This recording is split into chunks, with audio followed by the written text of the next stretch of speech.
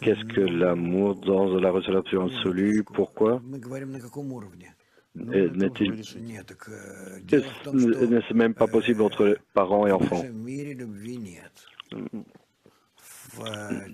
Bon, regarde, dans notre monde, il n'y a pas d'amour.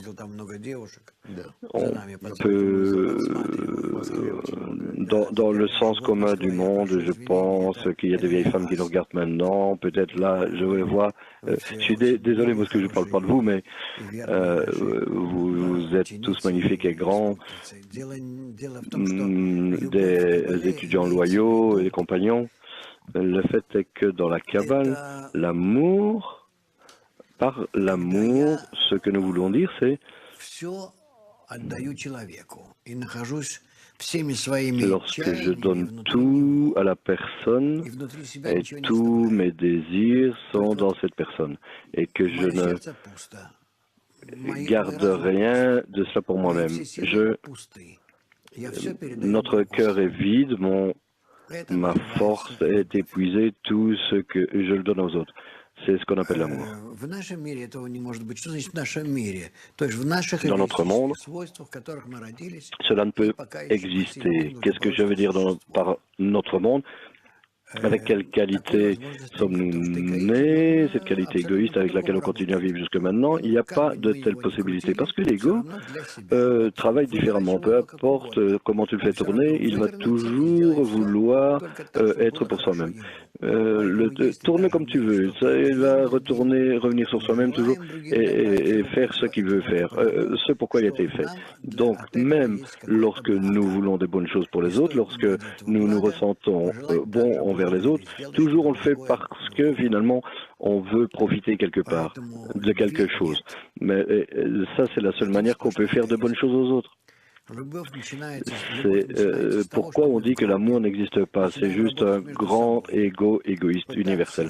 L'amour commence lorsque dans un groupe, nous commençons à travailler l'un avec l'autre. Nous essayons d'analyser, examiner nos relations pour nous diriger vers la relation corrigée entre chacun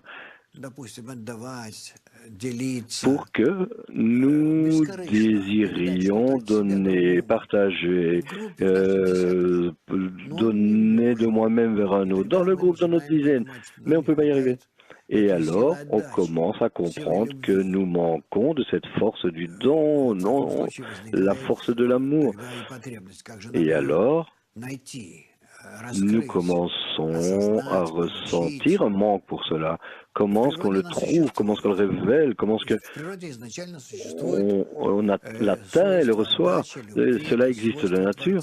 Du début, cette force de l'amour et du don, c'est la qualité du Créateur, la force du Créateur. Donc nous avons besoin de recevoir du Créateur un petit peu de cette force. C'est pourquoi, lorsque dans la dizaine, nous essayons d'agir l'un par rapport à l'autre avec amour et don, et alors on voit qu'on ne peut pas y arriver, alors nous tous commençons à demander du Créateur, donne-nous cette force d'amour et du don. Et dans la relation correcte entre nous, tu dois nous correcter, tu dois nous aider. Et c'est pourquoi on reçoit cette force. Et comme cela qu'on reçoit cette force, et alors, entre chacun, entre nous, le Créateur est révélé, ses qualités de don et d'amour. Cela ne peut être fait réalistiquement dans notre laboratoire. Notre laboratoire, c'est notre dizaine. Entre nous, nous éveillons cette force positive sur nous et nous la réalisons, la mettons en œuvre, en pratique.